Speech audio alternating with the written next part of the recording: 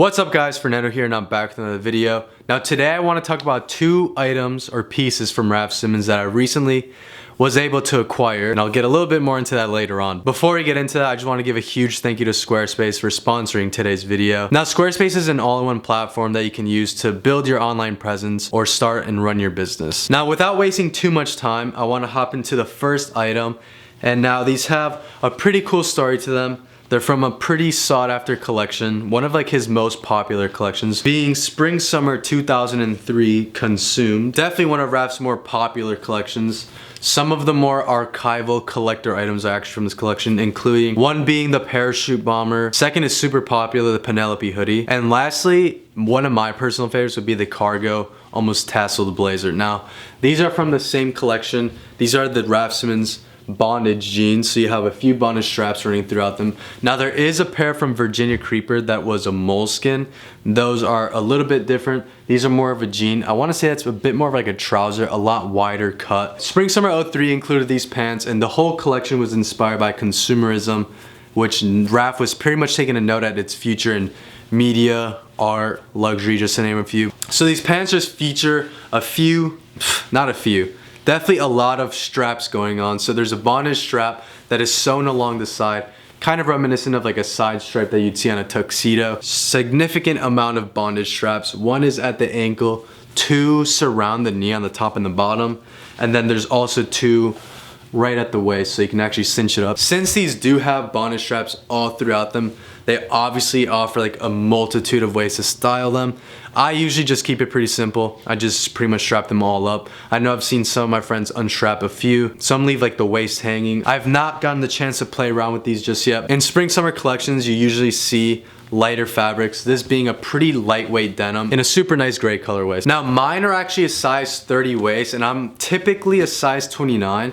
Since these are about 15 years old now, I want to say they've stretched in the waist. These do offer a pretty skinny cut. I'm not that positive if like previous owners have altered the fit at all. My guess is yes, because they are pretty skinny. However, the shape on them is super nice. Now a quick background story on these. It could have been very unfortunate. Now my friend Kendrick actually hooked it up on these, so big shout out to Kendrick because he actually helped me out a ton in the process of what I'll get into now. So these pants, I actually had them shipped to my new address where we've just moved, which is actually not that far from our old apartment. So Kendrick and I came to a conclusion on price and everything, so I gave him my house address. Now I actually screwed up my address. This is totally my fault. No one else's fault but mine. I put in the wrong zip code. It's pretty much a downtown LA zip code rather than our new zip code.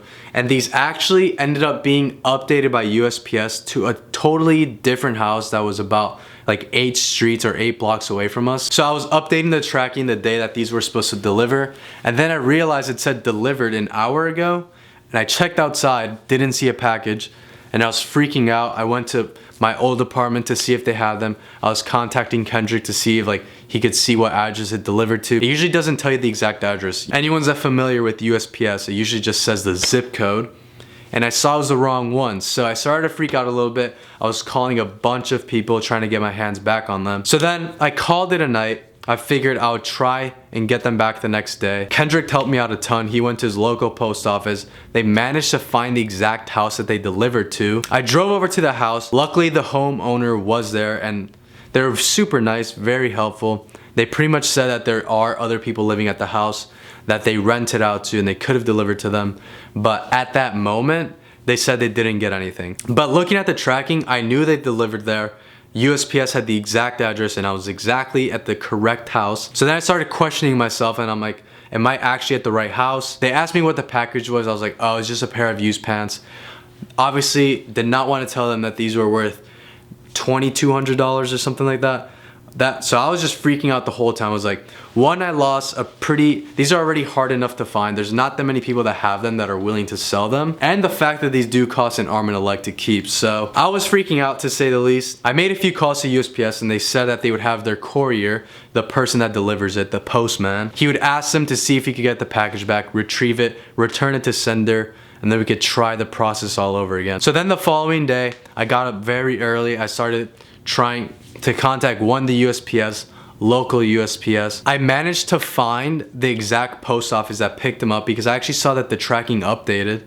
And as you guys know, after a package delivers, the tracking usually doesn't update anymore because it delivered. So I actually saw it go back to a post office facility. I made a call. They said they would try and find the package, but most likely that they had it. However, he had not seen it yet. So me being the impatient customer, I decided to drive over there and just see if they could find it. I would give them all my information, my driver's license, my ID, just to try and see if they could find the package with my name on it. And then I was on the phone 2 minutes away pulling up. He says he doesn't have them. And so I was pretty calm. I didn't want to freak out because I pretty much at that point, I accepted losing them. I already thought of a multitude of ways to try and like make up the loss. I thought of every possible way that these could have gotten lost. I thought of every possible way that I would try and hustle and make the money back and just to try and recoup another pair of these jeans, which would have been super difficult. But then I arrived and he gave me a call as I was parking. He said he found the package. I wanted to stay calm just in case it was the wrong package. Maybe the homeowner took the pants out, put a different pair of pants in. So I still didn't really consider them acquired. Got to the post office, got the package, opened the package, and I got them. I'll toss a screenshot right here of how excited I was. Blasted my music on the way back home, and I was very excited to have had these back. So these pants have quite the story on them, quite the history on them. So I definitely don't see a point in selling these unless the one thing I have considered with everything I'm keeping is maybe I could build it up to a point where if I do have a pop-up, I at least would like to meet the owner that would buy these. So as of right now, I am keeping these. You guys will see them on Silver League for content purposes, but very, very happy and lucky to have these. So on to the next item. So next up, I have a Raf Simons Autumn Winter 2005 History of My World Alamo sweatshirt.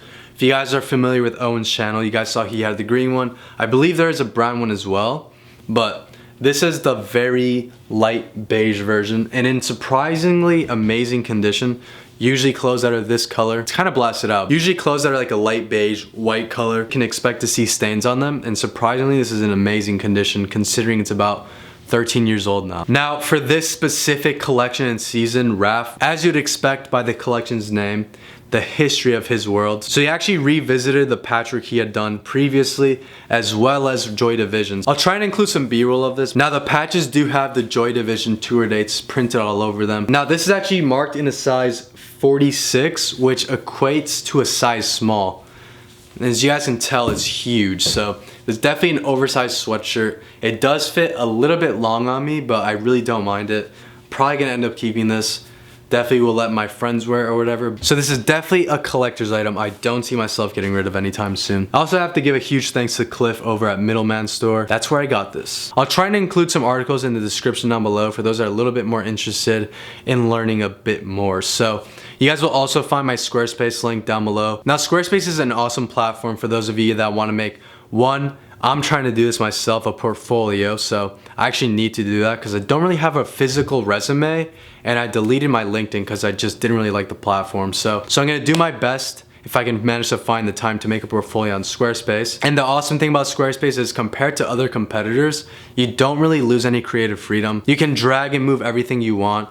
Compared to other websites I've used in the past, you actually have to have some experience on coding, which I'm not the best with. I know very basic. Squarespace definitely simplifies the process a lot more, so you can actually focus on the creativity. You can also host domains or start an online shop. I know a lot of you guys are very into clothes, and some of you guys may be interested in starting a brand. So as I mentioned, I'll leave Squarespace in the description down below. You guys can use your free trial, and once you're ready to run your business, start your portfolio, or anything else you want to do, you can use the discount code Fernando for 10% off. And yeah, that's the video. 2 items that are both definitely really overpriced, and I know prices on Archive Raf continue to rise, so don't feel like you have to buy this. It's more so of a collector's item, so it's definitely not for everyone, but I do think that the clothes hold a ton of weight, so definitely something that I wanted to get into, something I want to hold in the future and continue to collect more of as I'm able to. So that's the video for today, guys. Thank you guys so much for watching. Let me know which of these 2 is your favorite. I'll catch you guys next week. Peace. I done came up, busting down the whole bag. Raf Simons, all kind of crazy colors. It's red Raf when I wear Raf, bed Raf when I wear Raf. Might invest into some Raf shit.